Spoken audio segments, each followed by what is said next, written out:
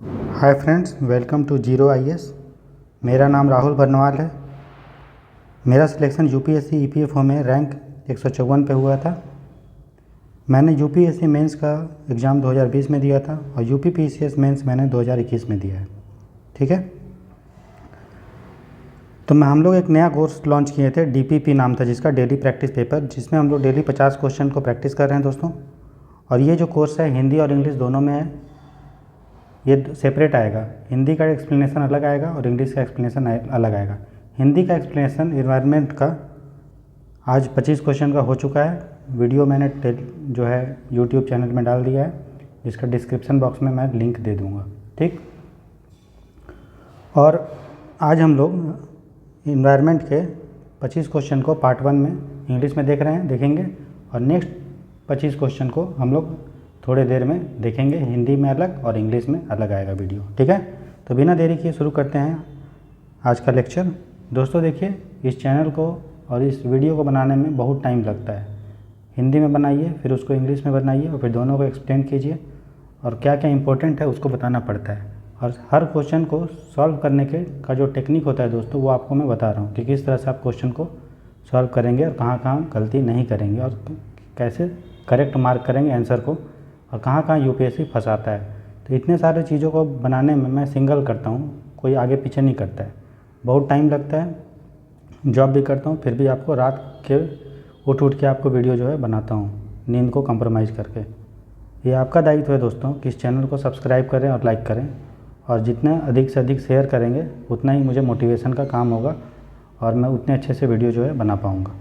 ठीक है, तो हर स्टूडेंट जो भी देख रहा है उसका ये दायित्व है, तो कम से कम 4 से 5 स्टूडेंट को, उसका जो दोस्त है उसको इस चैनल का लिंक भेजें और उसको शेयर करने के लिए बोलें, क्योंकि जो भी कंटेंट प्रोवाइड किया जा रहा है दोस्तों, ये मेरे तरफ से बेस्ट है। ठीक है, और मुझे उम्मीद है कि अगर आप डेली 50 क्वेश्चन प्रैक्टिस करेंगे, और ये अभी शुरू करें, ये धीरे धीरे इसकी फ्रीक्वेंसी 60, 70, 80, 100 तक भी जाएगा।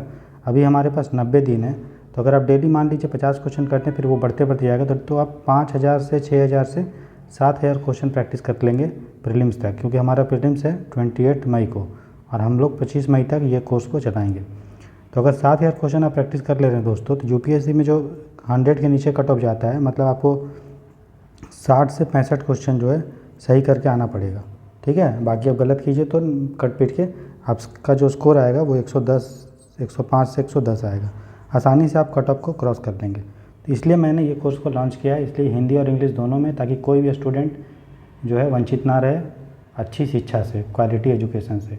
अब ये आपका दायित्व है कि इस चैनल को आप एकदम हिट करके, लाइक करके सब्सक्राइब करवा दें और अपने सारे दोस्तों को शेयर कीजिए। ठीक है, तो बिना देरी के आइए शुरू करते हैं आज का लेक्चर और पहला क्वेश्चन देखते हैं।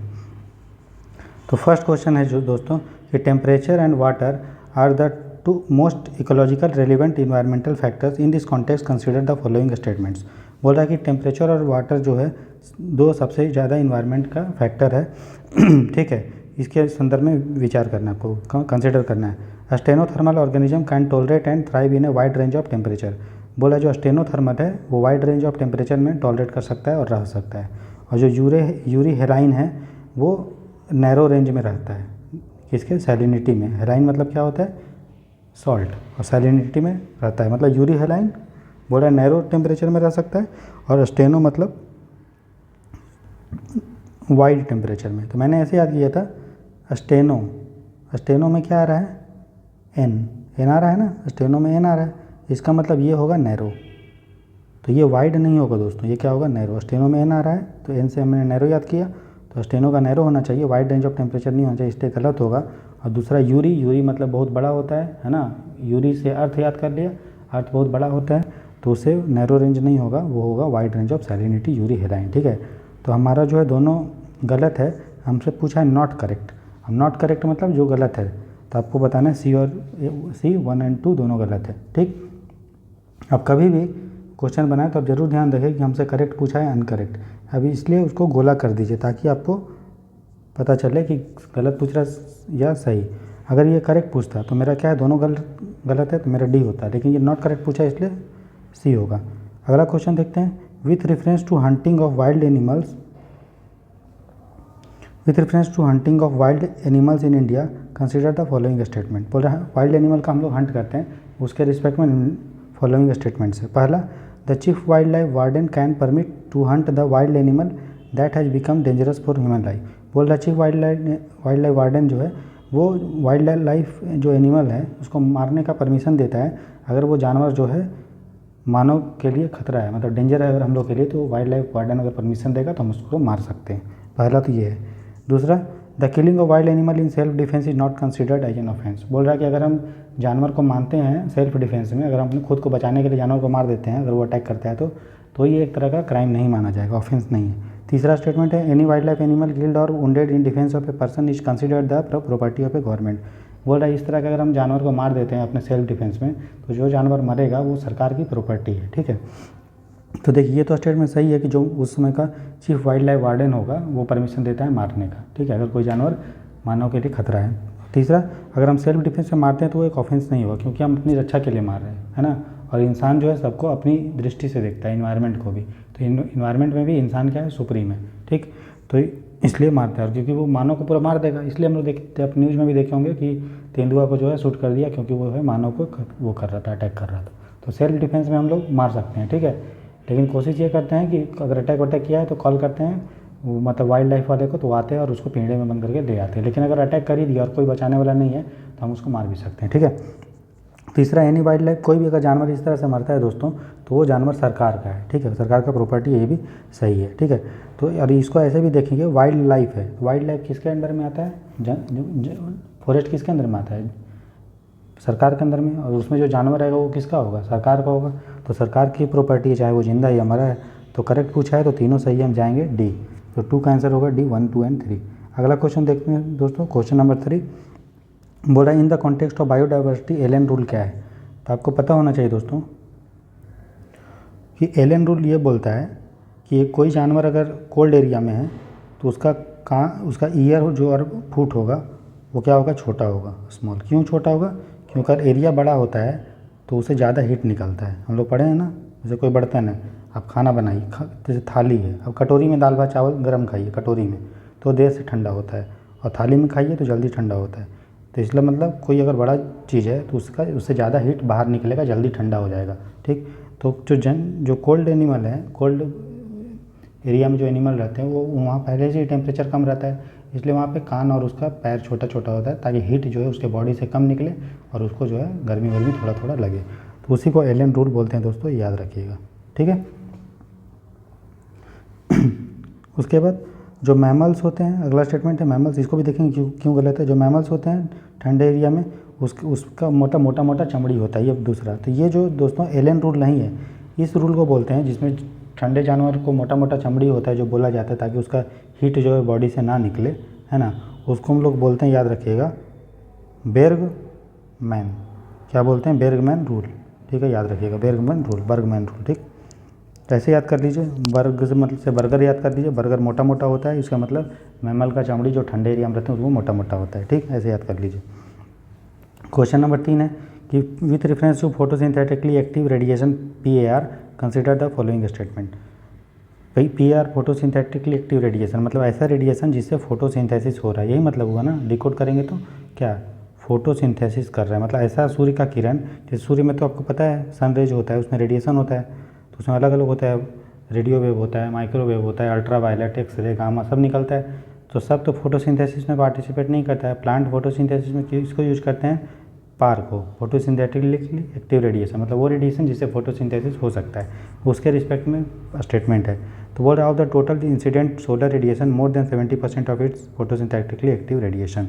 बोल रहे जितना भी सूर्य का रेडिएशन निकल रहा है उसमें 70% जो है फोटोसिंथेसिस का लिए रेडिएशन होता है, ठीक। दूसरा स्टेटमेंट है plants on the earth captured only 2 to 10% of the total photosynthetically active radiation.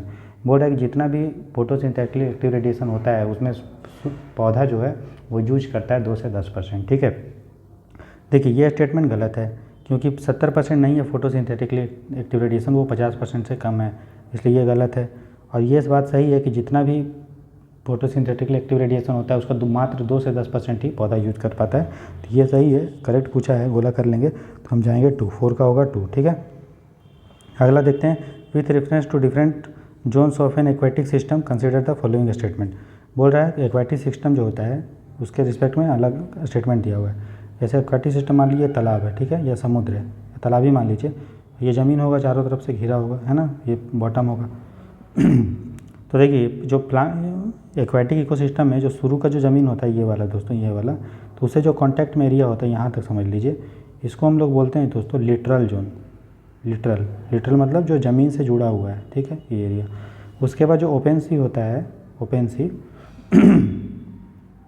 उसको हम लोग बोलते हैं दोस्तों लिम्नेटिक जोन। लिम्नेटिक जोन मतलब ओपन एरिया, ओपन जहाँ पे सूर्य का किरण आराम से आ पाए। इसमें भी सूर्य का किरण आता है लेकिन ये ज़मीन से टच हुआ है, ये ओपन है, खुला है। और यही जोन में जब नीचे का जो जोन होता है दोस्तों, नीचे वाला जोन, उसको हम लोग बोलते हैं प्रोफंडल जोन। ठीक, प्रोफंडल जोन। तो ये हमारा पूरा पानी है, पानी में जो ज़मीन वाला टच कर रहा है उसके कॉन्टैक्ट में हल्का सा जो एरिया उसको हम लोग लिटरल बोलते हैं। खुला वाला एरिया को लोग बोलते हैं लिम्नेटिक, और जो सबसे नीचे का होता है जिसमें सूर्य का किरण नहीं जाता उसको बोलते हैं प्रोफंडल। आप पढ़िए क्वेश्चन अब। The limnetic zone is well lit and is dominated by plankton. तो बोल रहा है वेल लिट मतलब इसमें सूर्य का प्रकाश पूरा आता है और इसमें प्लैंकटन होता है। प्लैंकटन मतलब छोटे छोटे पौधे, एकदम छोटे छोटे एकदम माइक्रो साइज का। तो ये एकदम सही है, उसको सूर्य का लाइट मिल रहा है और न्यूट्रिशन भी होगा तो पौधा ही तो उसमें अच्छा से जन्मेगा, तो ये सही है। जो प्लैंकटन होता है वो यहाँ भी रहता है दोस्तों, ऊपर में, मतलब लिटरल जोन में भी रहेगा लेकिन इसमें बहुत ज़्यादा होता है, ठीक है। उसके बाद profundal zone is the deep water part of the lake. तो सब मैंने बताया सबसे नीचे गहराई में जो एरिया होता है उसको प्रोफंडल जोन बोलते हैं। तो ये भी सही है। हम पूछा है करेक्ट, तो हम जाएंगे C5 का होगा C, ठीक है। आगे देखते हैं। Which of the following regions account for lesser biodiversity in temperate regions as compare to tropical regions of the world. बोल रहा है कि टेम्परेट रीजन में बायोडाइवर्सिटी कम क्यों होता है, ठीक है। टेम्परेट रीजन में बायोडाइवर्सिटी कम क्यों होता है, ठीक, हमें ये देखना है। तो देखिए सबसे पहले ये ग्लोब है, हमारे इक्वेटर है, ये है tropic of cancer 23.5 degree north, और ये है tropic of cancer 23.5 degree south. उसके बाद यहाँ पे 35 डिग्री होता है यहाँ पे होता है 35, और फिर होता है 45 डिग्री, उसके बाद 45। तो दोस्तों जो इक्वेटर और ट्रॉपिक ऑफ कैंसर और ट्रॉपिक ऑफ कैप्रिकॉर्न दोनों के बीच का एरिया होता है दोस्तों, इसी को हम लोग क्या बोलते हैं, ट्रॉपिकल एरिया। क्या बोलते हैं, ट्रॉपिकल एरिया। और टेम्परेट रीजन क्या होता है, जो 35 डिग्री के आसपास रहता है, मतलब ब्रिटेन वाला टाइप, और नीचे वाला जो एरिया उसको हम लोग क्या बोलते हैं, टेम्परेट रीजन। तो बोल रहा है जो ट्रॉपिकल एरिया होता है यहाँ पे, वहाँ पे जो है बायोडाइवर्सिटी अधिक होता है, मतलब प्लांट का टाइप्स अधिक मिलता है आपको। सही में रेन फॉरेस्ट आप देखिए वहाँ पे मतलब कि ज़्यादा डाइवर्सिटी मिलता है, तभी तो विदेश से लोग घूमने आते हैं सवाना का, मतलब वहाँ पे जो है नामीबिया, कॉन्गो वोंगो। इंडिया में भी जो लगभग इंडिया भी जो है केरल वेरल सब एमपी में कितना मतलब आपका वो है बायोडाइवर्सिटी है, इसलिए लोग घूमने आते हैं, सफारी वफारी होता है ना। लेकिन जो है ठंडे एरिया में, टेम्परेट एरिया में, वहाँ पे बायोडाइवर्सिटी कम होता है। बोलता है क्यों कम हो रहा है, तो देखिए बोल रहा है ट्रॉपिकल रीजन में have been subjected to frequent glaciation in the past while temperate latitudes have remained undisturb. बोल रहा है जो ट्रॉपिकल एरिया है यहाँ पे आपका ग्लेशिएशन हुआ है, मतलब बार बार बर्फ़ पिघला है और बना है, पिघला है बना है, मतलब ग्लेशियर का मूवमेंट ये सब होते रहा है, जबकि टेम्परेट एरिया में नहीं हुआ है। दोस्तों ये तो स्टेटमेंट गलत होगा, है ना। अगर बार बार कहीं पे बर्फ़ पिघलता और बनता तो क्या होगा, जानवर वानवर मर जाते तो फिर दूसरा जानवर को ओरिजिन होने में टाइम लगता, तो बायोडाइवर्सिटी कम होना चाहिए ट्रॉपिकल में, है ना, उसके अनुसार अगर ग्लेशिएशन यहाँ पे हो रहा है तो।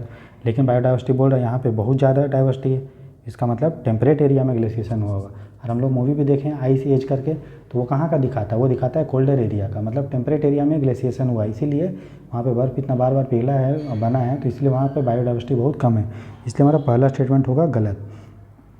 अब हम देखते हैं दूसरा statement, temperate environment are less seasonal and stable thus promoting niche specialisation. बोला जो टेम्परेट इन्वायरमेंट है वो बहुत कम सीजनल है, मतलब वहाँ सीजन का उतना चेंज नहीं होता है, और जो उसमें इसलिए वहाँ पे नीस का स्पेशलाइजेशन होता है। दोस्तों नीस मतलब समझ में आता है, नीस का मतलब होता है हर ऑर्गेनिज्म का अलग अलग रिप्रोडक्टिव और रहने का तरीका है। मतलब चूहा जैसे है, चूहा क्या है, बिल बना के रहता है, रिप्रोडक्शन अलग करता है। चिड़िया उसका अलग रिप्रोडक्शन मेथड, आदमी का अलग है रहने का तरीका। तो हर जानवर जो है अपने अपने हिसाब के कुछ फिक्स चीज़ उसका डिसाइडेड है कि इतना उसको टेम्परेचर चाहिए, इतना सनलाइट चाहिए, ऐसा घर चाहिए, ये वो, उसी को हम लोग नीस बोलते हैं दोस्तों। नीस मतलब फिक्स जो फंक्शनल रोल होता है उसको नीस बोलते हैं। जैसे कि चूहा का अलग काम है, उसका अलग सांस लेने का टेक्निक है, अलग खाने का टेक्निक है, जहाँ आदमी का अलग है, भालू का अलग उसको नीस। तो बोल रहा है कि जो टेम्परेट इन्वायरमेंट है उसमें सीजन बहुत कम हुआ है, इसीलिए वहाँ पे नीस हुआ है। दोस्तों अगर नीस होता है इसका मतलब वहाँ पे अलग अलग जानवर होते ना, तो अलग अलग जानवर होते तो बायोडाइवर्सिटी बहुत ज़्यादा होता ना। लेकिन ऐसा नहीं है। टेम्परेट एरिया में दोस्तों सीजनल हुआ है, सीजन बहुत चेंज होता है वहाँ पे, है ना। ट्रॉपिकल एरिया में क्या होगा, ठंडा गर्मी बरसात उतना नहीं होता है ट्रॉपिकल में। अगर आप देखेंगे तो इंडिया में से केरल वेरल में जो ट्रॉपिकल एरिया में, तो वहाँ पे कोई मौसम होता है, एक ही मौसम होता है वहाँ पे जनरली आपका जो ह्यूमिडिटी वाला। लेकिन आप जैसे जैसे ऊपर जाते जाइए, जैसे उत्तर भारत में जाइए, फिर जम्मू कश्मीर में, तो वहाँ पे 3 मौसम जनरली होंगे दोस्तों, ठंडा गर्मी बरसात। यूरोप में भी वही चीज़ है। तो जितना ज़्यादा सीजन होगा मतलब उतना जो है आदमी रिकवर वो अपने को ढाल नहीं पाया बायोडाइवर्सिटी, इसलिए वहाँ पे कम है। इसलिए टेम्परेट एरिया में बायोडाइवर्सिटी कम है क्योंकि बार बार सीजन का वहाँ चेंज होता है, सीजन की संख्या कम है और नीस वहाँ पे कम है। तो हमारा ये भी स्टेटमेंट क्या होगा, गलत होगा। अगला है there is more solar energy available in the tropics which contribute to higher productivity. बोल रहा है कि जो ट्रॉपिकल एरिया है वहाँ पे सोलर एनर्जी अधिक है, तो सही बात है। हमने पढ़ा है कि 23 डिग्री नॉर्थ 20 डिग्री साउथ में जो सन का रेज है वो डायरेक्ट जाते रहता है, इसीलिए यहाँ पे जो उनको जीने के लिए एक अच्छा टेम्परेचर मिल जाता है। क्योंकि ज़्यादा ठंडा भी रहेगा तो पोलर एरिया में कैसे ठंडा बहुत रहता है, तो वहाँ पे जो है जानवर उतना नहीं है। लेकिन ट्रॉपिकल एरिया में सन रेज मिलता है तो यहाँ पे फेवरेबल इन्वायरमेंट डेवलप हो गया है, तो वो लोग अपने जो प्लांट एनिमल है वो ग्रोथ करते हैं, उनकी डाइवर्सिटी बढ़ते जाती है। इसीलिए यहाँ पे रेन फॉरेस्ट आप जानते होंगे, वहाँ पे कितनी सारी बायोडाइवर्सिटी, अलग अलग टाइप के जानवर मिलते हैं, अलग अलग टाइप के ट्रीज मिलते हैं। इसलिए हमारा ये स्टेटमेंट एकदम सही है कि यहाँ पे जो है सन का रेज मिलता है ट्रॉपिकल एरिया में अच्छे से, इसीलिए यहाँ पे प्लांट एनिमल की बायोडाइवर्सिटी अधिक है। लेकिन यहाँ पे बायोडाइवर्सिटी कम इसलिए है क्योंकि जो है यहाँ पे सन का रेज जो है बहुत कम है, इसलिए ठंडा पड़ता है, तो प्लांट एनिमल सर्वाइव नहीं कर पाते। तो हमारा ये स्टेटमेंट सही है, हमसे पूछा है करेक्ट, तो हमको पता है कि पहला और दूसरा गलत है, तीसरा सही है, तो हम जाएंगे सी की तरफ। ठीक है, अगला देखते हैं question number 7। With reference to the parasitism consider the following statement. Parasitism के रिस्पेक्ट में निम्नलिखित स्टेटमेंट है। पैरासिटिज्म मतलब क्या होता है कि एक जानवर को फायदा होता है और दूसरे को नुकसान होता है। जैसे जू होता है, हमारे जू होता है, तो जू होता है हमारे सर में जू होता है, तो जू को क्या मिला, खाना खून मिल रहा है, तो इसको फ़ायदा हो रहा है प्लस। और जो जानवर है मतलब जानवर है, हम लोग हैं ह्यूमन बींग्स, तो उसमें हम लोग खून चूसता है तो हम लोग को नुकसान होता है ना। तो एक को फ़ायदा होता है, एक को नुकसान होता है। तो उसी के रिस्पेक्ट में पैरासिटिज्म में क्या होता है देखिए, पहला स्टेटमेंट है parasites that feed on external surface of the host organism are called endo parasite. बोल रहा है कि जो पैरासाइट किसी जानवर के बाहर रहता है, मतलब हम अंदर नहीं, बॉडी के अंदर नहीं, जैसे जू है, जू हमारे कहाँ रहता है, बाल में रहता है। बाल जो है हमारे बॉडी शरीर के अंदर तो नहीं है, बाहर है, तो उसको हम लोग इंडो पैरासाइट बोलते हैं। ऐसा बोल रहा है कि जो बाहर रहेगा उसको इंडो बोलेंगे। और दूसरा है जो इक्टो होता है, इक्टो पैरासाइट, वो अंदर में रहता है, मतलब वो खून में रहेगा, लीवर में रहेगा, मतलब बॉडी के अंदर में रहता है, उसको इक्टो पैरासाइट बोलते हैं। और तीसरा स्टेटमेंट है in brood parasitism a parasite does not feed on the organism. बोलता है ब्रूड पैरासिटिज्म वो पैरासिटिज्म होता है जिसमें जानवर जो है ना तो बाहर से उसको खाता है ना अंदर जाके खाता है, बल्कि उसको खाता ही नहीं है, मतलब कुछ और तरीका करता हो जिसको पैरासिटिज्म बोलते होंगे। ठीक है, ब्रूड पैरासिटिज्म। देखिए, तो जो आदमी अगर अंदर जाके खाएगा पैरासाइट्स, उसको इंडो बोलते हैं ना, इंडो माने अंदर होता है। तो ये हमारा गलत है, एक्सटर्नल का इंडो थोड़ी होगा, एक्सटर्नल मतलब बाहर, इंडो मतलब अंदर, ये गलत होगा। उसी तरह इक्टो मतलब होता है बाहर, है ना, एक्सटर्नल इक्टो, तो इक्टो मैंने बाहर होगा, यहाँ पे इनसाइड दिया है, तो ये भी हमारा गलत होगा, ये भी गलत है। तीसरा है ब्रूड पैरासिटिज्म, तो ये एकदम सही है। ब्रूड पैरासिटिज्म आपको बताते हैं क्या होता है। आपने कौवा और कोयल का नाम सुना होगा, तो कोयल क्या करता है, इसके घोंसले में अंडा दे देता है और इसका जो बच्चा होता है उसको गिरा देता है। तो जब कोयल का बच्चा बड़ा होता है तो वो अपना अलग से आवाज़ निकालता है, तो इसको कौवा को पता चल जाता है कि तब उसको जब तक मारने जाता है तब तक वो उड़ जाता है। ठीक, तो कोयल का मकसद जो है था अपना अंडा कौवा के घोंसले में देने का, उसको खिलाना पिलाना नहीं था कि अंडा क्या खाएगा, है ना। उसका मेन मकसद था कि बच्चा उसका ग्रोथ हो जाए, ठीक है, और वो फिर भाग जाए। ठीक, तो ब्रूड पैरासिटिज्म में parasite does not feed on the organism, तो फीड नहीं किया, क्या किया, सिर्फ अंडा को सेने के लिए जो है उस पर डिपेंडेंट रहा। ठीक है, कौवा और कोयल का एग्जाम्पल है। तो हमारा ये स्टेटमेंट सही है, करेक्ट पूछा है, तो पहला दूसरा गलत है, ये कटा, ये भी कटा, तो तीसरा खाली सही होगा। ठीक, तो 7 का आंसर होगा ए। उसके बाद नेक्स्ट क्वेश्चन देखते हैं, क्वेश्चन नंबर 8 कि recently seen in the news operation Narcos. तो ये करंट अफेयर्स का क्वेश्चन है दोस्तों। तो नार्कोस याद रखिएगा, रेलवे के द्वारा एक इनिशिएटिव है जिसमें हम लोग अभियान चला रहे हैं ताकि ड्रग्स का जो डिलीवरी होता है रेलवे से, ठीक है ना, इलीगल तरीक़ा से उसको हम लोग कंट्रोल कर पाएँ। तो ठीक है, तीजिए month long pan India drive against smuggling of narcotics through rail. अगला क्वेश्चन देखते हैं, which of the following process are involve in decomposition. Decomposition में क्या प्रोसेस होता है, ठीक। तो देख रहे हो दोस्तों, थोड़ा ट्रिक भी लग रहा है, थोड़ा नॉलेज भी लग रहा है, थोड़ा एनालिसिस भी लग रहा है, तब जाके क्वेश्चन सॉल्व होता है। आप सिर्फ नॉलेज के आधार पे क्वेश्चन को सॉल्व नहीं कर सकते, इसीलिए ये कोर्स आपको देखना ज़रूरी है। ये अभी आप विश्वास कीजिए, अभी आप 50 से 60 क्वेश्चन डेली कर रहे हैं, ये बढ़ते बढ़ते आपका 70 से 80 से 100 तक जाएगा। अभी हमारे पास 90 डेज है, अगर आप डेली अगर मिनिमम मान के चलें 70-80 भी क्वेश्चन करते हैं हम लोग, तो आराम से हम लोग का 7000 से 8000 क्वेश्चन सॉल्व हो जाएगा विथ प्रॉपर का एक्सप्लेनेशन, लॉजिक का यूज करके, एलिमिनेशन का यूज करके और टेक्निक का यूज करके।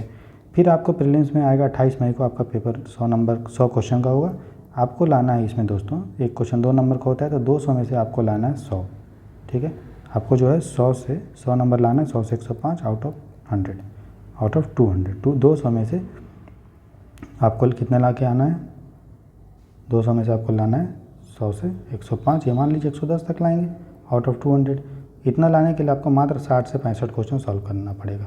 दोस्तों आप प्रैक्टिस करके जा रहे हैं 7000 से 8000 क्वेश्चन, आपको सॉल्व सही करना है मात्र 60 से 65, तो आप आसानी से कर ले जाएंगे इसको, है ना। इसीलिए ये कोर्स आपके लिए ज़रूरी है, इसीलिए इसको बनाने में बहुत मुझे मेहनत लगता है, एक्सप्लेनेशन करने में लगता है। तो ये आपकी दायित्व है दोस्तों कि आप इसको जो है अपने दोस्तों के साथ शेयर कीजिए। अभी इस चैनल पे जो है सब्सक्राइबर्स हैं तकरीबन 800। अगर 800 में से अगर एक स्टूडेंट ये डिसाइड कर ले कि हमें सर को एक ट्रिब्यूट के रूप में, गुरु दक्षिणा के रूप में एक चीज़ देना है कि मैं अपने 5-5 दोस्तों को जोड़ूंगा, तो जो आप ये चैनल जो आप, ये आपका परिवार है दोस्तों, ये बढ़ के जो है 4 से 5000 हो जाएगा तुरंत, ठीक है। उससे मुझे और मोटिवेशन मिलेगा और मैं आपके लिए और अच्छा से वीडियो लेके आऊँगा। तो बस आपसे यही चाह रहा हूँ कि प्लीज़ इसको जो है शेयर करें, सब्सक्राइब करें और दोस्तों के साथ इसको बाँटें, समझ गए। चलिए आगे देखते हैं। तो दोस्तों जो डिकम्पोजिशन है उसके बारे में देखिए। तो सबसे पहले बहुत आसान सा चीज़ है डिकम्पोजिशन। डिकम्पोजिशन मान लीजिए बड़ा सा चीज़ है, उसको टूटता है वो, तो सबसे पहले वो छोटे छोटे में टूटता है, जिसको फ्रेगमेंट्स में, तो उसको हम लोग बोलते हैं फ्रेगमेंटेशन, पहला स्टेप, ठीक है। फ्रेगमेंटेशन पहला स्टेप होता है। फिर जो इस फ्रेगमेंट में कुछ पानी में घुलने वाला सब्सटेंस होता है, वो घुल जाता है पानी में, ठीक है, और बचता है सिर्फ टुकड़ा बचा, पानी वाला चीज़ घुल गया। इस प्रोसेस को हम लोग बोलते हैं दोस्तों लीचिंग, ठीक है, तो बोलते हैं लीचिंग।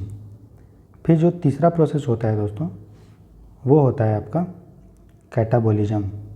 तो कैटाबोलिज्म में क्या होता है, ये जो छोटा छोटा चीज़ बन गया, ये और टूट के चूर बन जाता है, ठीक है, टुकड़ा और छोटा छोटा, उस प्रोसेस को क्या बोलते हैं, कैटाबोलिज्म। तो सबसे पहले हमारा हुआ फ्रेगमेंटेशन, फिर हुआ लीचिंग जिसमें डिजॉल्व चीज़ घुल गया, टुकड़े में बट गया, और वो टुकड़ा और छोटा छोटा हुआ, कैटाबोलिज्म बना। और कैटाबोलिज्म के बाद जो अगला स्टेप होता है वो ह्यूमस बनता है। ह्यूमस मतलब काला काला चीज़ ऐसे इकट्ठा हो जाएगा, ठीक है, छोटा छोटा होगा लेकिन काला काला होगा, और ये फर्दर डिकम्पोजिशन अब नहीं होगा, इसलिए बैक्टीरिया इसमें डिकम्पोज अब नहीं कर पाता है, ठीक है, याद रखिएगा। ह्यूमस को आसान नहीं है तोड़ना, वो पहले से टूटा हुआ चीज़ है। अब क्या होगा, इस ह्यूमस का बहुत समय बाद क्या होता है, इसमें जो मिनरल्स होता है वो मिट्टी में घुल जाता है और वो मिट्टी में मिल जाता है पूरा, एकदम छोटा छोटा चीज़ में मिल गया, पता भी नहीं चलेगा आपको। उस प्रोसेस को हम लोग बोलते हैं मिनरलाइजेशन। तो समझ गए, फ्रेगमेंट में टुकड़ा हुआ, लीचिंग में डिजॉल्व चीज़ घुल गया और ये टुकड़ा टुकड़ा ही रह गया, डिजॉल्व चीज़ घुल गया, कैटाबोलिज्म में चूरा चूरा हो गया, ह्यूमस में ये सब मिल के थोड़ा ही बना दिए, ऐसा सब्सटेंस काला काला आपको दिखेगा, और ये नहीं टूटता है, बैक्टीरिया इसको मुश्किल से तोड़ पाता है, ठीक। बहुत समय के बाद क्या होगा, इसमें जो मिनरल्स है वो डिजॉल्व कर जाएगा और सब मिट्टी में मिल गया, ठीक है। तो जो आपको बड़ा सा जानवर दिख रहा था डेड बॉडी, वो बन गया क्या, मिट्टी। तो इसी को हम लोग क्या बोलते हैं, डिकम्पोजिशन में ये 5 स्टेप होता है, fragmentation, leaching, catabolism, humus and mineralisation. अगर आपको याद करना तो ऐसे कुछ बना लीजिए trick, FLCHM, fragmentation, leaching, catabolism, humification और मिनरलाइजेशन। ये चारों स्टेप तो है ही है इसमें, है ना। इसके अलावा लीचिंग भी है। तो हमें पूछा है कौन सा प्रोसेस डिकम्पोजिशन में है, तो सभी है, 1 2 3 एंड 4 करेक्ट आंसर पूछा था हमें, ठीक। तो लीचिंग भी होगा, लीचिंग अगर ऑप्शन में रहता वो भी मारते। अगला क्वेश्चन है, this tribal community of Rajasthan are considered the most environmentalist in the world. They remove living insects from the firewood before hunting. They never cut tree and wait for trees to die on their own, fall down during storms. Wildlife Chinkara and black bucks move freely in their settlement. बोल रहा है एक tribe के बारे में आपको बताना है, ठीक है ना। ट्राइब बोलिए या एक जो है ये बोलिए कोई कम्युनिटी है जो जहाँ राजस्थान में है, जो पेड़ पौधा को नहीं काटता है, ठीक है, उसको नॉर्मल प्रोसेस से गिरने देता है, जब गिरता है पेड़ तभी उसका यूज करता है। और लकड़ी का अगर जलाना है तो उसके लिए पहले कीड़ा वीड़ा अगर उसको रहता है तो उसको वो निकाल देता है, और उसके बाद उसके जो जहाँ पे वो लोग घर बना के रहते हैं ये कम्युनिटी, तो उसके इर्द गिर्द जो है चिंकारा विंकारा आराम से घूमता है। तो आपको ये सिंपल आपसे आपको तुरंत देखने में पता चलेगा। भील कहाँ है दोस्तों? एमपी वेमपी के एरिया में पाया जाता है, गुजरात में। गोंड कहाँ है? गोंड भी आपका सेंट्रल इंडिया में, गुजरात राजस्थान में थोड़ा थोड़ा मिलता है। बिश्नोई, तो बिश्नोई कम्युनिटी है दोस्तों, जो पूरी तरह से बहुत ये अहिंसात्मक होती है ना। ये कुछ नहीं मतलब खाएगी, नॉनवेज भी जनरली नहीं खाती है, ये कीड़ा मकोड़ा को भी नहीं मारती है। तो ये बिश्नोई कम्युनिटी है, ठीक है दोस्तों। तो बिश्नोई कम्युनिटी के बारे में इस पैसेज में बात कर रहा है। बाइगा जो है वो आपका यूपी एमपी में जो है वो ट्राइब्स के रूप में झारखंड वारखंड में मिलता है, ठीक। तो चारों ऑप्शन के बारे में मैंने बता दिया, ठीक है। अब तो 10 का आंसर होगा सी। अगला क्वेश्चन है, कंसिडर द फॉलोइंग स्टेटमेंट। पहला स्टेटमेंट है, the first national wild life action plan was adopted under the provisions of national forest policy 1988। और द बोल रहा है the national board for wild life is headed by the union minister of environment, forest and climate change. कौन सा statement correct है? तो देखिए दोस्तों, यूपीएससी क्या करता है, आपके साथ खेलता है गेम। तो वो क्या करेगा, इंटरचेंज करता है। जैसे हमने पहले क्वेश्चन में देखा, स्टेनोथर्मल और यूरी को लिंक कर दिया, स्टेनो को बना दिया वाइड और यूरी को बना दिया नैरो। एक तो ये प्रोसेस है जो वो आपको गलत करवाता है, उल्टा पुल्टा कर देगा, अदला बदली कर देगा। दूसरा, ये डेट के साथ खेलता है। डेट रहेगा 4 लाख तो दे देगा 4 करोड़, ठीक है। तो ये भी आपका ध्यान दीजिए। अगर आपको पता है कि उसका इतना नंबर है तब तो आप सही मारिए, और अगर नहीं पता है तो आप गेस कर सकते हैं। इसको बोलते हैं इंटेलिजेंट गेस। ये ब्लाइंड गेस नहीं है कि अंधवारी अकड़ वकड़ बम्बे बोर करके नहीं मारना, थोड़ा सा लॉजिक लगाना। तीसरा, कोई भी इंस्टीट्यूशंस होती है उसका जो जनरली चेयरमैन होता है, अगर आपको पता है कि ये होता है तब तो आप उसको सही मारिए। लेकिन अगर आपको पता है कि नहीं भाई इसके बारे में डाउट है, तो उसमें आप गेस कर सकते हैं और उसको ये मान सकते हैं कि उस इंस्टीट्यूशन का चेयरमैन ये सब गलत दिया होगा, ठीक है। तो ये यूपीएससी करता है, ठीक। तो देखिए, the first wild life action plan was adopted under the provisions of national forest policy. तो 1988 के फॉरेस्ट पॉलिसी में ये दोस्तों नहीं लाया गया था, ये लाया गया था 1983 में। ये आपको ध्यान देना है, ठीक है। 1983 में पहला बार national wild life action plan आया था। न्यूज़ में इसलिए है क्योंकि अभी हम लोग 2017 से 31 तक नेशनल वाइल्ड लाइफ इंडिया का एक्शन प्लान लेके आए हैं, ठीक है, जिसमें 5 कंपोनेंट है। याद रखिएगा इसमें 5 कंपोनेंट, ठीक है। तो हल्का फुल्का ध्यान रखना चाहिए। और इन national board for wild life is headed by union minister of environment. तो इसको इन्वायरमेंट मिनिस्टर हेड नहीं करते दोस्तों, इस पॉइंट को याद कीजिए। अगर आपको पता है कि कौन हेड करता है तब तो सही है, अगर नहीं पता है तो इस पॉइंट को याद कीजिए। इंस्टीट्यूशंस का जो भी हेड होता है या मेंबर होता है या फिर उसका जो हेड क्वार्टर होता है, जनरली वो गलत होता है। अगर आपको पता है सही तो मारिए, और नहीं पता है तो आप गेस कर सकते हैं। तो हमारा जो है ये भी गलत है, ये भी गलत है। हमसे पूछा है करेक्ट, इसका चेयरमैन होता है दोस्तों प्राइम मिनिस्टर। तो हम जाएंगे D, neither 1 nor 2। Consider the following pair sacred group और स्टेट दिया हुआ है। तो एक तरफ सैक्रेड ग्रुप क्या होता है, तो ऐसा एरिया, ऐसे फॉरेस्ट जहाँ पे काटना वाटना अलाउ नहीं है, पेड़ पौधा काटना, वो लोग उसको बचा के रखते हैं, उसकी पूजा करते हैं, है ना, उसको सैक्रेड ग्रुप बोलते हैं। जैसे थान कहाँ का है, असम का है। जैसे कवूस दोस्तों तमिलनाडु का सैक्रेड ग्रुप नहीं है, कवूस जो है वो है आपका केरला का, याद रखिएगा। देवरा काडू कर्नाटका का है, ये सही है। तो हम जाएंगे करेक्ट की तरफ, तो हो जाएगा 1 और 3, ठीक है। क्या होगा 1 और 3, ठीक है। अब कुछ और देखिए, देव होता है एमपी का, देव 1 ये होता है हिमाचल प्रदेश का, सरना ये होता है झारखंड बिहार का, ये आपको थोड़ा ध्यान देना है। इसके अलावा मेघालय का भी होता है और मणिपुर का भी होता है, ठीक है। तो जो मेघालय का होता है दोस्तों वो याद रखिए असोंग खोसी। कैसे याद रखिएगा, गैरो खासी जंतिया कहाँ है, मेघालय में। तो खोसी कहाँ है, मेघालय में। मणिपुर में है लाई उमंग। तो ऐसे याद कर लीजिएगा, मनी से पैसा से उमंग लाते हैं, ठीक है। खुशियाँ आती है, अगर मनी आता है तो पैसा आता है, तो ऐसे याद कर लीजिए, ट्रिक है ना। तो करेक्टली बोला है तो 1 और 3 होगा, क्योंकि कावूस जो है वो है केरला का। अगला देखते हैं, which of the following are the ex situ methods of biodiversity conservation. तो बोल रहा है जो हम लोग जैव विविधता को बचाते हैं उसमें एक्स सीटू क्या है, आपको पता है जब बायोडाइवर्सिटी को हम लोग बचाते हैं उसके दो मेथड होते हैं, एक होता है इन सीटू और दूसरा होता है एक्स सीटू। तो जो दोस्तों इन सीटू होता है मतलब वो उसका मतलब ये है कि जो जानवर जहाँ है उसी पे उसको बचा लो, उसी एरिया को डिक्लेयर कर दो national park, wild life sanctuary या बायोस्फीयर रिजर्व और उसको बचा लो। एक्स सीटू का मतलब ये है कि कोई जानवर यहाँ है तो इसको हम यहाँ पे नहीं बचाएंगे, उसको दूसरी जगह ले जाएंगे, उसके लिए चिड़ियाघर बना दिया या बोटेनिकल गार्डन बना दिया, मतलब एक जगह से जहाँ पे वो रहता था उसका हैबिटेट था उसको से हटा के दूसरी जगह ले जाएंगे। ठीक है, तो याद रखिएगा। तो हमें पूछा एक्स सीटू मतलब जहाँ पे नहीं रखे है उसके जगह से हटा के दूसरी जगह ले जाना। तो चिड़ियाघर में, चिड़ियाघर बताइए चिड़ियाघर कहाँ रहता है, शहर भर में रहता है। तो शहर में अगर रह रहा है चिड़ियाघर तो क्या वो पहले वहीं पर रहता था क्या जानवर? नहीं, उसको कहीं से लाए होंगे जंगल से। तो ये हमारा होगा एक्स सीटू है। बोटेनिकल गार्डन, बोटेनिकल गार्डन भी देखिए अब जनरली शहर भर में होता है, तो शहर में जंगल कहाँ से आ गया? नहीं होगा ना। तो ये भी हमारा क्या है ex situ. Biosphere reserve, biosphere reserve कहाँ होता है? देखिएगा पूरा पूरा जंगल जंगल होता है, बहुत बड़ा होता है, जहाँ पे हम लोग सफारी करते हैं ना। तो बायोस्फीयर रिजर्व जो होगा वो इन सीटू है। हमें पूछा है करेक्ट, तो हम जाएंगे 1 और 3। 1 और 3 कहाँ है दोस्तों? देखिए सी में। ठीक है, समझ में आया? तो इन सीटू एक्स सीटू क्या है। ठीक है, अगला देखते हैं। Conformers are those types of organisms that depend on external sources of body heat as they can not regulate their body temperature as per the variations in the external temperature. In this context of the following are the example of conformer. बोल रहा है conformer वो जानवर होता है जो अपने body के टेम्परेचर को खुद रेगुलेट नहीं कर पाता, जबकि इस पर डिपेंड करता है इन्वायरमेंट पे। मान लीजिए कोई जानवर है, हम लोग क्या है अपना टेम्परेचर खुद मेंटेन करते हैं। गर्मी होता है तो हम लोग पसीना आता है, और हम लोग को पसीना आता है तो बॉडी नॉर्मल टेम्परेचर में आ जाता है। अगर हम लोग ठंडा होता है तो हम लोग काँपने लगते हैं तो उससे क्या होगा कि बॉडी क्या होगा, गर्म हो जाएगा, है ना। फिर हम लोग जो है हाथ रगड़ देते हैं तो उससे भी गर्मी आती है कि नहीं। तो हम लोग जो है अपना टेम्परेचर खुद क्या करते हैं, रेगुलेट करते हैं। उसको क्या बोलते हैं? रेगुलेटर, जो खुद रेगुलेट करता है। कन्फॉर्मर मतलब वो खुद रेगुलेट नहीं कर पाएगा, वो दूसरे पे जो है डिपेंड रहेगा, और दूसरे पे जब डिपेंड रहता है इन्वायरमेंट पे, ठीक, उसको क्या बोलते हैं? कन्फॉर्मर। तो जनरली जो कन्फॉर्मर होता है वो आपको याद रखना है, वो छोटे छोटे जानवर होते हैं, जैसे चूहा हुआ। क्योंकि बॉडी को अगर आपको टेम्परेचर मेंटेन करना है अपने से, तो इसके लिए आपको खूब सारा एनर्जी चाहिए, और छोटे जानवर में एनर्जी कहाँ से आएगा, है ना। जैसे श्रीव मतलब होता है चूहा, हमिंग बर्ड मतलब बहुत सारी छोटी सी चिड़ियाँ होती है, सिंगिंग बर्ड जो होता है, पिकॉक तो बड़ा होता है, मोर, है ना। तो मोर अपना टेम्परेचर मेंटेन करता है, तो मोर को बोलते हैं रेगुलेटर। आदमी भी क्या है? रेगुलेटर। ठीक है, जनरली जो पानी में भी जो एनिमल रहते हैं वो भी अपना बॉडी टेम्परेचर रेगुलेट नहीं कर पाता है ना। तो ये हमारा होगा कन्फॉर्मर, ये होगा, लेकिन मोर नहीं होगा। हमें पूछा करेक्ट, हम जाएंगे 1 और 2, 14 का आंसर होगा ए।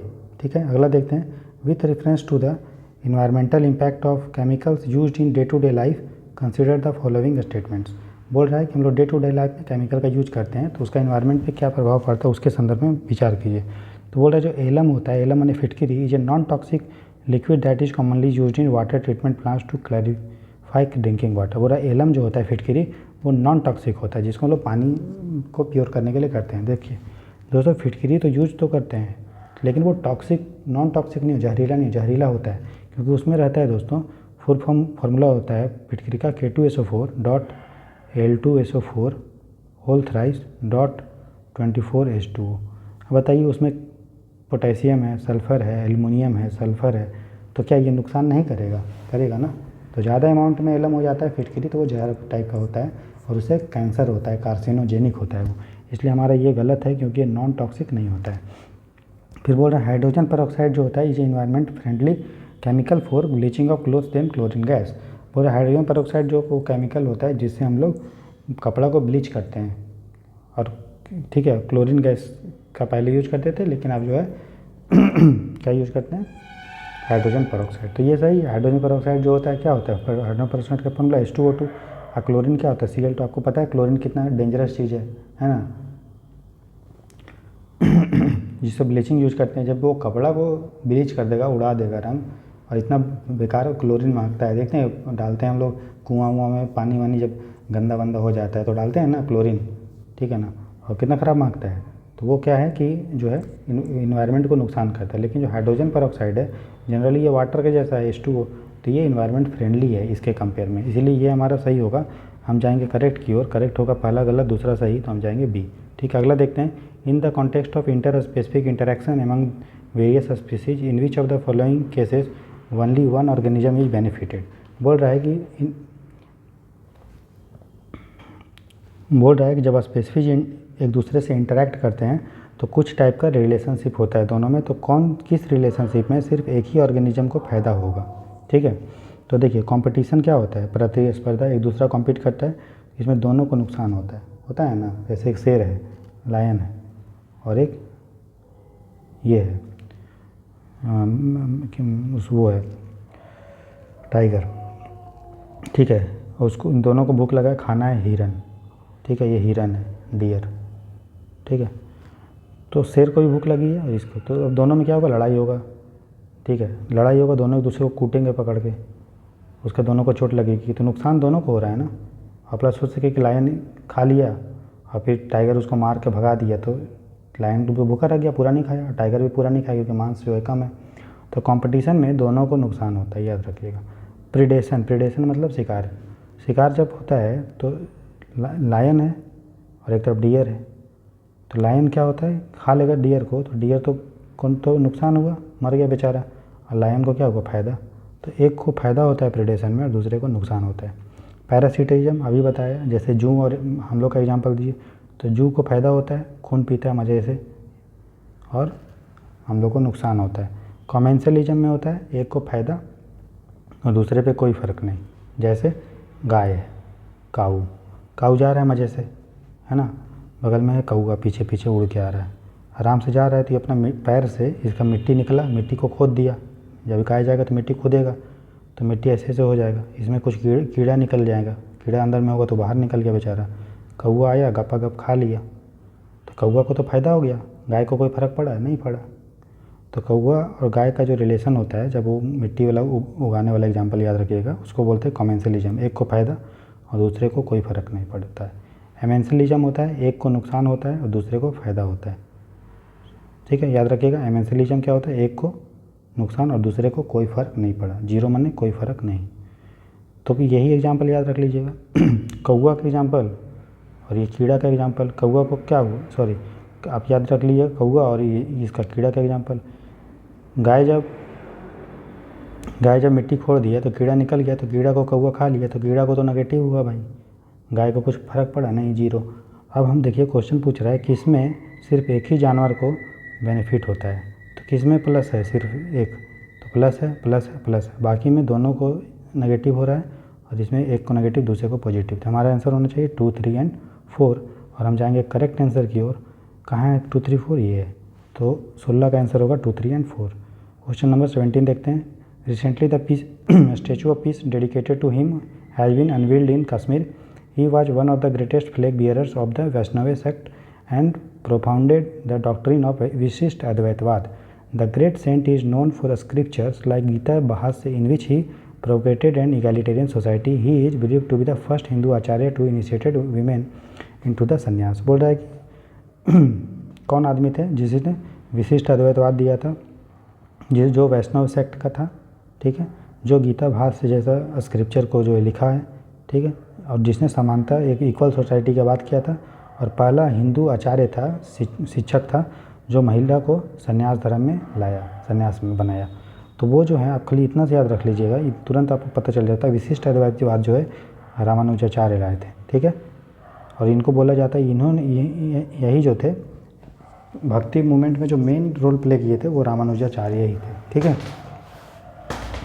शंकराचार्य ये भी भक्ति मूवमेंट में रोल प्ले किए थे, और ये अद्वैतवाद दिए थे, अद्वैतवाद, और ये रामानुजाचार्य इसमें जोड़ दिया विशिष्ट अद्वैतवाद।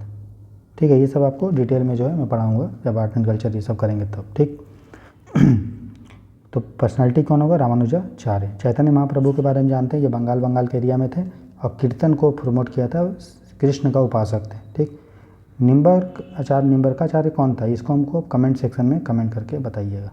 ठीक है, कि कौन था निम्बरकाचार्य, वो कौन सा सिद्धांत दिया था। जिस तरह रामानुजाचार्य जो दिया था विशिष्ट अद्वैतवाद, निम्बरकाचार्य कौन सा सिद्धांत दिया था। ठीक, तो हमें पूछा है कौन सी पर्सनैलिटी था, तो स्वामी रामानुजाचार्य। अगला है, some pollutants are also divided into quantitative and qualitative pollutants on the basis of their existence in nature. In this context which of the following are example of qualitative pollutants. बोल रहा है कि pollutant को दो type divide किया जाता है, एक होता है क्वांटिटेटिव और दूसरा होता है क्वालिटी। तो देखिए, क्या आप समझते हैं क्वांटिटी का मतलब ये होता है दोस्तों कि ये इन्वायरमेंट में नेचुरली रहता है, ठीक है, और ये पोल्यूटेंट तब तक नहीं होता है जब तक इसका क्वांटिटी बहुत ज़्यादा ना हो जाए।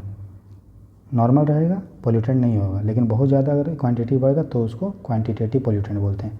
क्वालिटेटिव पोल्यूटेंट नेचर में नहीं रहता है और इसका क्वांटिटी से कोई प्रभाव नहीं पड़ता है, कितना रहेगा कितना कम फिर भी वो पोल्यूटेंट ही रहेगा, उसको बोलते हैं क्वालिटेटिव पोल्यूटेंट। और ये आर्टिफिशियली होता है, आदमी प्रोड्यूस करता है, ठीक।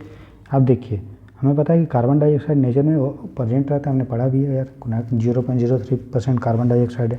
नाइट्रोजन ऑक्साइड भी 70, नाइट्रोजन गैस जो है वो 70 आपका 8% के आसपास है, ठीक है। तो दोनों कंबाइन करके नाइट्रोजन ऑक्साइड बनता है, नेचर में प्रेजेंट रहता है। तो क्या ये पोल्यूटेंट है? नहीं है। लेकिन जब इसका क्वांटिटी ज़्यादा हो जाता है तो ये पोल्यूटेंट बन जाता है। इसका मतलब ये क्या है? Quantitative pollutant. हमें पूछा था क्वालिटेटिव, तो मतलब इसको छोड़ के जो बचा वो क्वालिटेटिव, तो मतलब इसका क्वांटिटी पे डिपेंड नहीं करता, थोड़ा सा भी रहेगा तो पोल्यूटेंट ही रहेगा। जैसे DDT है, ठीक है, इसको गवर्नमेंट ने लगभग बैन कर दिया धीरे धीरे, तो ये पोल्यूटेंट है। और हर्बिसाइड ये भी पोल्यूटेंट है, क्वांटिटी पे डिपेंड नहीं करता, बस ये कितना भी रहे। DDT है वो नेचुरल रूप से है, इन्वायरमेंट में नहीं, उसको आदमी लाता है।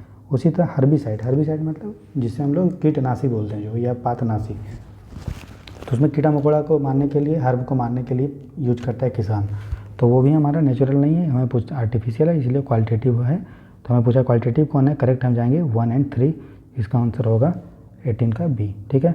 अगला क्वेश्चन देखते हैं 19। बोल रहा है with reference to radio active pollution consider the following statement.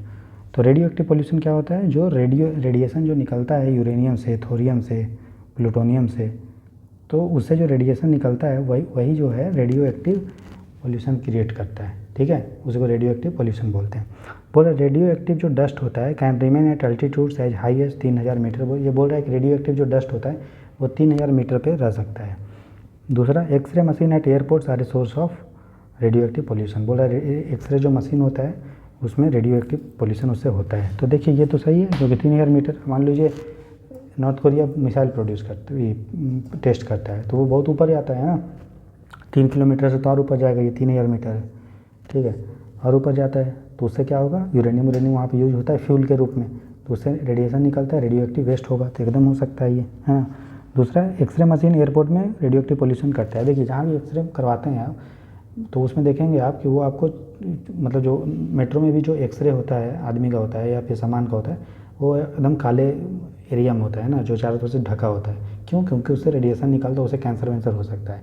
Similarly जब हम एक्सरे करवाते हैं कभी भी मेडिकल में, तो उसमें भी देखिएगा बंद कमरे में होता है और आपको बोलता है कि मत देखो उसको, है ना, इसीलिए क्यों? कि उससे रेडियो एक्टिव पॉल्यूशन होता है। ये भी सही है, हमने पूछा है करेक्ट, तो लॉजिक से इसलिए हमने इसको बना लिया, तो इसका आंसर होगा 29 का सी। देखिए दोस्तों, यूपीएससी में सब चीज़ हम नॉलेज के आधार पे नहीं बना सकते कि सामने सब चीज़ पढ़ लेंगे, कितना पढ़ोगे आप, सब चीज़ का लिमिट होता है ना, इसलिए नॉलेज एलिमिनेशन ये सब से करके भी ट्रिक से हम लोग जो है बनाते हैं, ठीक है। चलिए आगे देखते हैं। With reference to biomass production consider the following statements. Gross primary productivity of an ecosystem is the rate of production of organic matter during photosynthesis. अगला स्टेटमेंट है during primary productivity minus respiratory loss, gross primary productivity minus respiratory loss is equal to net primary productivity. And the third है the contribution of ozone to the net primary productivity of the biosphere is more than 50%, ठीक है, हमें पूछा है correct. तो देखिए ये question जो है वो बायोमास प्रोडक्शन पे है। देखिए जितने भी प्लांट होते हैं वो खाना, मतलब क्या लेता है? सनलाइट लेता है और ऑक्सीजन लेता है, सनलाइट लेता है और CO2 लेता है, और क्या बनाता है? कार्बोहाइड्रेट बनाता है, और कार्बोहाइड्रेट प्लांट में स्टोर होता है, कहाँ पे? रूट में, लीफ में, मतलब पूरे प्लांट में स्टोर हो गया। तो पूरे प्लांट ने जितना प्रोडक्शन किया, मतलब पत्ता बनाया, जड़ बनाया, तना बनाया, पूरे को अगर हम जोड़ देंगे पूरे वर्ल्ड में या किसी भी एरिया में, तो पूरे को जोड़ेंगे तो उसका वेट जो होगा केजी में, उसको हम लोग बोलते हैं ग्रॉस प्राइमरी प्रोडक्टिविटी, ठीक है। अब प्राइमरी क्यों? क्योंकि शुरू में ही बना, किसने बनाया? पेड़ पौधा। तो याद रखिएगा ग्रॉस प्राइमरी प्रोडक्टिविटी मतलब जितना भी केजी बायोमास प्लांट प्रोड्यूस किया फोटोसिंथेसिस के द्वारा, ठीक है, उसको ग्रॉस प्राइमरी प्रोडक्टिविटी बोलते हैं। अब देखिए प्लांट जब प्रोड्यूस कर रहा था तो वो सांस भी ले रहा था, और जब भी सांस लेगा तो वो एनर्जी कंज्यूम करेगा। किसी एनर्जी, सांस लेने में भी हम लोग को ताकत लगता है ना, तो एनर्जी कंज्यूम करेगा, तो एनर्जी कहाँ से लेगा? तो वही पत्ता वत्ता से लेगा अपना एनर्जी। तो उसके कारण क्या होगा? उसका बायोमास कम होगा। तो जब भी सांस लेगा तो उसका बायोमास कम होगा, तो हमको जब हम उसके लिए फिर हम लोग निकालते हैं नेट प्राइमरी प्रोडक्टिविटी। तो नेट प्राइमरी प्रोडक्टिविटी मतलब ग्रॉस माइनस सांस में रेस्पिरेशन में जो हमको एनर्जी कंज्यूम हुआ तो उसको हम लोग नेट बोलते हैं, ठीक है। तो हमारा देखिए पहला बोला gross primary productivity of an ecosystem is the rate of production of organic matter during photosynthesis, एकदम सही। Gross primary productivity minus respiration loss is equal to net primary productivity, ये भी सही। तीसरा है the contribution of ocean to the net primary productivity of the biosphere is more than 50%। देखिए दोस्तों जो ओशियन है वो कितना है पूरे लैंड का, पूरी पृथ्वी का कितना परसेंट है, 70%। और लैंड कितना है पूरे वर्ल्ड में, 30%। लेकिन जब बात आएगी प्राइमरी प्रोडक्टिविटी का, जब प्रोडक्टिविटी का बात आएगा कि कहाँ से ज़्यादा बायोमास प्रोड्यूस होता है, तो याद रखिएगा ओशियन प्रोड्यूस करता है बायोमास मात्र 30%, और जो लैंड प्रोड्यूस करता है बायोमास प्राइमरी प्रोडक्टिविटी मतलब 70%। समझ में? ओशियन भले एरिया ज़्यादा है लेकिन प्राइमरी प्रोडक्टिविटी मात्र 30% होगा, मतलब अपोजिट होता है। देखिए 70 इधर चला गया, 70% किसका होता है, ज़मीन का। एरिया कितना ज़मीन है पूरे वर्ल्ड में, कितना परसेंट ज़मीन है, 30%। लैंड ओशियन कितना है, 70%। प्राइमरी प्रोडक्टिविटी कितना होता है, 30%। समझ गए? इसीलिए ये तीनों ये जो है ये गलत हो गया, क्योंकि ओशियन का मोर देन 50% नहीं होता, कितना होता है, लेस देन 50%। तो हमारा करेक्ट पूछा है, गोला कर लेंगे तो पहला दूसरा सही है, हम जाएंगे एक ही तरफ, ठीक। अगला देखते हैं people for the ethical treatment of animals often in the news is. तो बोल रहा है people for the ethical treatment of animals क्या है, तो जनरली ये सब NGO होता है, इसको पेटा बोलते हैं। पेटा है, देखिए PETA, पेटा है ना। पेटा क्या है आपको पता है, आलिया भट्ट उसका ब्रांड एम्बेसडर थी। तो पेटा एक तरह का NGO है जो किस में मदद करता है, इन्वायरमेंट को बचाने में, जानवरों के लिए लड़ाई के लिए लड़ता है। तो वो एक तरह का international non for profit charitable organisation है, ठीक है। वो UN का एजेंसी नहीं है, जनरली UPSC ऐसे ही करता है, रहेगा कुछ पेटा। अगर UN का एजेंसी रहता तो आप सुनते नहीं, अभी तक सुनते हैं ना, और बहुत न्यूज़ में रहता है, जैसे वर्ल्ड बैंक रहता है, IMF रहता है ना, WHO रहता है। तो ये सब WHO स्पेशल एजेंसी है। UN का ऑर्गेनाइजेशन रहता तो सुनते ही भाई, है ना। और वर्ल्ड बैंक का तो कुछ नहीं, वर्ल्ड बैंक क्या करेगा इसमें, ठीक है। इसका आंसर होगा NGO है, नॉट फॉर प्रॉफिट।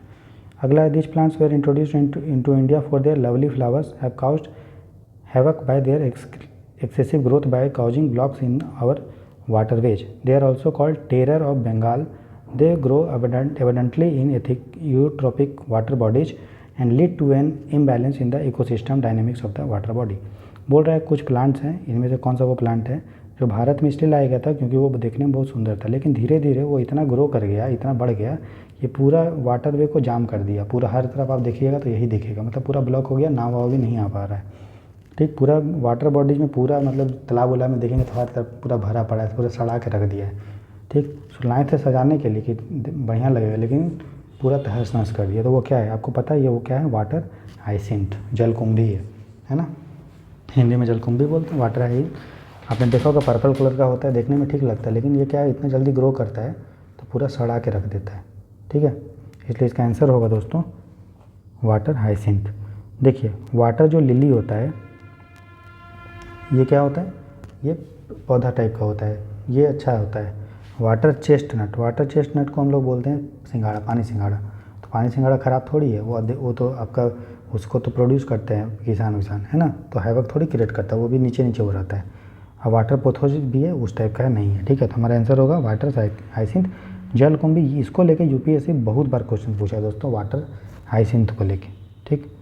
अगला है question number 23, which of the following statement is are correct with reference to desert ecosystem. जो डेजर्ट इकोसिस्टम है उसके रिस्पेक्ट में क्या स्टेटमेंट है। बोल रहा है the soil in the desert is coarse. तो बोल रहा है कि जो डेजर्ट में जो मिट्टी होती है, सॉइल होती है, वो कोर्स होती है, मतलब मोटी मोटी होती है, बड़ी बड़ी दाना होता है, ठीक है। तो आपको पता है, आपने देखा है मरुस्थल में क्या होता है, बालू। तो बालू कैसा होता है, मोटा मोटा दाना होता है, एकदम सही है। लॉजिक लगाइए और सोचिए, विजुअलाइज कीजिए। Animal diversity in the desert is very high. Animal diversity शहर में मरुस्थल में बहुत होता है। आपने बताइए मरुस्थल जब भी आप देखते होंगे, आपको फोटो जब माइंड में आता है तो क्या आता है, आपको यही आता है कि यार वहाँ पे जाए, पूरा हर तरफ बंजर है ना, जानवर वानवर कुछ है नहीं, वहाँ थोड़ा मोड़ा सांप रहता है और एनिमल ऊँटी सब आपको मिल जाएगा, कैक्टस वैक्टस मिल जाएगा, प्लांट व्लांट। तो वेरी हाई तो नहीं होगा। और वैसे भी देखिए बायोडाइवर्सिटी वहीं पे अच्छा होगा जहाँ पे उसको अच्छा सा पानी मिले और अच्छा सा टेम्परेचर मिले। यहाँ तो टेम्परेचर इतना होता है कि आदमी का चमड़ा जल जाए, है ना।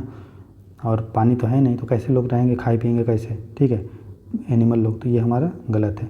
प्लांट है waxy surface to reduce water loss, बोल रहा है प्लांट का जो सरफेस होता है वो वैक्सी होता है। वैक्सी मतलब एकदम स्लिपी होगा और मतलब मोम का टाइप का होता है। तो आपने कैक्टस को कभी पत्ता को टच किया है, या आपने कभी भी जो एलोवेरा को टच किया है, वो कैसा होता है, वो एकदम जो होगा किसा होगा, वो बहुत वैक्सी रहता है, मतलब मोम का रहा है, स्लिप करता है। क्यों ऐसा होता है?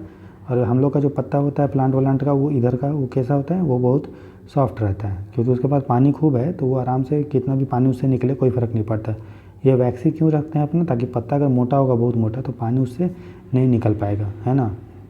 तो हमारा ये सही है और ये भी सही है, क्योंकि हमें पूछा करेक्ट, डेजर्ट में मिट्टी जो होती है मोटी होती है, वैक्सी सरफेस होता है, लेकिन बायोडाइवर्सिटी कम होता है, ज़्यादा नहीं, ये गलत है। करेक्ट पूछा, हम जाएंगे 1 और 3 की तरफ, ठीक है, तो हमारा हो जाएगा सी, ठीक है, तो 23 का होगा सी। 24 का देखते हैं, India has started several ambitious project over the years to conserve wildlife. In this context arrange the following conservation projects in chronological order starting from the earliest. बोल रहा है कि भारत ने बहुत सारा प्रोजेक्ट बनाया है, क्यों, वाइल्ड लाइफ को बचाने के लिए। तो कुछ प्रोजेक्ट का नाम दिया हुआ है, उसका हमको बताना है क्रोनोलॉजी, मतलब डेट के अनुसार करना है, कौन पहले कौन बाद। तो प्रोजेक्ट टाइगर आपको पता है दोस्तों 1973 के आसपास आई है ना, बताइए प्रोजेक्ट टाइगर कब आई है दोस्तों। तो दोस्तों जो प्रोजेक्ट क्रोकोडाइल था वो लाया गया था हमारा 1975 के आसपास, ठीक। अच्छा, ये कमेंट सेक्शन में बताइए कि इंडिया में कितने टाइप के क्रोकोडाइल मिलते हैं, ठीक है, और क्रोकोडाइल और घड़ियाल में क्या अंतर है, और घड़ियाल इंडिया में क्या कहाँ मिलता है, और घड़ियाल का IUCN स्टेटस क्या है, ये सब हमको बताइए कमेंट सेक्शन में करके, ठीक है। घड़ियाल को लेके क्वेश्चन भी पूछा गया है UPSC में, ठीक है, 2020 के आसपास। प्रोजेक्ट एलिफेंट लाया गया था दोस्तों 1996 के आसपास, ठीक है, ये ध्यान दीजिएगा। तो हमें याद रखिएगा, पहला लाया था टाइगर 1973, क्रोकोडाइल 75, एलिफेंट 1996। तो फर्स्ट होगा, देन थर्ड होगा, फिर 2 होगा। फर्स्ट थर्ड 2 कहाँ है, 24 का होगा बी, ठीक है। अगला देखते हैं लास्ट क्वेश्चन इस पार्ट का, फिर हम लोग नेक्स्ट पार्ट में 26 से 25 तक देखेंगे। बोल रहा है कि plant diversity enables us to extract a wide variety of chemicals for commercial use in this context which of the following are extracted from plants. बोल रहा है कि प्लांट डाइवर्सिटी मदद करता है हमें कि हम लोग केमिकल निकाल सकते हैं, मतलब प्लांट से हमें केमिकल निकलता है कमर्शियल पर्पज़ के लिए, व्यापार के लिए। तो कौन कौन सा केमिकल प्लांट से निकलता है, तो देखिए निकोटीन के बारे में आपने सुना है कि निकोटीन तंबाकू खाने से होता है। टोबैको कहाँ से मिलता है, आपने खैनी देखा है कभी, खैनी तंबाकू का कैसा होता है, ऐसे तो लंबा लंबा होता है, लगता भी है देखने से सूखा सूखा प्लांट टाइप का, मतलब वो प्लांट से मिलता है निकोटीन। टोबैको से क्या मिलता है, निकोटीन, और टोबैको किससे मिलता है, प्लांट से। कैफ़ीन आपने सुना चाय कॉफ़ी में रहता है, तो चाय कॉफ़ी किससे मिलता है, प्लांट से। क्विनाइन के बारे में आपने सुना होगा, मलेरिया के लिए जो दवा बनता है वो क्विनाइन से बनता है। क्विनाइन बनता है सिंकोना नामक ट्री से, ठीक है। तो हमारा जो है ये क्या होगा सही, स्ट्राइकनिन जो है दोस्तों, ये आपको हो सकता है, ये इसके बारे में मुझे भी नहीं पता है, लेकिन मैंने जब सर्च किया इसको गूगल पे, तो स्ट्राइकनिन मिला कि ये एक तरह का जो है प्लांट है, एक तरह का क्या है, प्लांट। आप याद रख लीजिएगा इसको, एक तरह का प्लांट है, उससे ये स्ट्राइकनिन मिलता है, ठीक है। तो ये भी सही है, हम जाएंगे करेक्ट की ओर। तो 1 2 3 और 4 देखिए कुछ दोस्तों 25 क्वेश्चन किए और हर क्वेश्चन को एनालिसिस किए। तो हर क्वेश्चन स्टेटमेंट को देखिए, ये क्यों गलत है, ये क्यों सही है, कैसा। तो ये सिर्फ 25 क्वेश्चन ही है दोस्तों, इसमें बहुत सारा कॉन्सेप्ट छिपा हुआ है, बहुत सारा लॉजिक लगता है, नॉलेज लगता है, एलिमिनेशन ट्रिक लगता है, तब जाके क्वेश्चन सॉल्व होता है, ठीक है। और ये तुरंत आपको एक लेक्चर से नहीं आएगा, आपको ये कंटिन्यू मेरे साथ रहना पड़ेगा कम से कम 25 मई तक। फिर आप खुद ही बोलेंगे कि सर मेरा प्रीलिम्स जो है निकल रहा है, ठीक है। तो इस लेक्चर को बनाने में दोस्तों बहुत टाइम लगता है, मेहनत लगता है, लेकिन फिर भी मैं बनाता हूँ, क्योंकि मेरा जो मकसद है वो आप लोगों का प्रीलिम्स किसी भी हाल में नहीं रुकना चाहिए। इसलिए गाइडेंस में कोई कमी नहीं है, आप मन लगा के पढ़ाई कीजिए, मेहनत कीजिए और वीडियो को देखते रहें, नॉलेज का यूज करें। मेरा जो एक्सपीरियंस है, क्योंकि मैंने UPSC मेंस दिया है 2020 में, 2 नंबर से मेरा सिर्फ इंटरव्यू कॉल नहीं हो पाया। 2021 में UP PCS मेंस दिया है, ठीक है, और फाइनली अभी जो है UPSC EPFO में मैं सिलेक्टेड हूँ, ठीक है। तो यूपी मैं बता सकता हूँ कि किस तरह से UPSC के क्वेश्चन जो है सॉल्व कर सकते हैं, ठीक। साथ ही साथ 2 मार्च से 2023 से, मतलब परसों से, आप लोग का EPFO के लिए फ्री कोर्स लॉन्च किया जाएगा, जो अकाउंटिंग और लेबर लॉ से शुरू होगा। जीएस का तो आपका साथ ही साथ चल रहा है। मृणाल सर का जो पीडीएफ का लेक्चर है वो डेली आपका लगभग अल्टरनेट डे पे आ रहा है। लक्ष्मीकांत भी अल्टरनेट डे पे आपका आ रहा है। और टेस्ट सीरीज जो है वो साथ साथ आपका चल रहा है, ठीक है। टेस्ट डेली 50 क्वेश्चन का। PT 365 का करंट अफेयर को मैंने अपने यूट्यूब चैनल के प्ले लिस्ट में डाल दिया है, उसको आप ज़रूर देखें।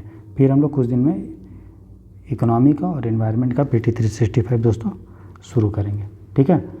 तो मेरा नाम था राहुल बर्नवाल, आप देख रहे थे जीरो IAS। आप सफल हों, भगवान से यही कामना है, ठीक है। खूब मेहनत करें और मन लगा के पढ़ाई करें। All the best for seeing this lecture. और दोस्तों एक रिक्वेस्ट करना चाहूँगा, प्लीज़ इस चैनल को आप कम से कम एक कैंडिडेट, एक स्टूडेंट कम से कम अपने 5 दोस्तों को शेयर करें और उसको सब्सक्राइब करने के लिए बोले और लाइक बटन को ज़रूर प्रेस करें, कमेंट ज़रूर दें, ठीक है। इसके लिए आपसे जो है एक विनम्र निवेदन है, प्लीज़ ये अपने तरफ से ये कर्तव्य ज़रूर निभाएं। All the best for watching this lecture. आपके सपने पूरे हो। God bless you. Thanks you very much.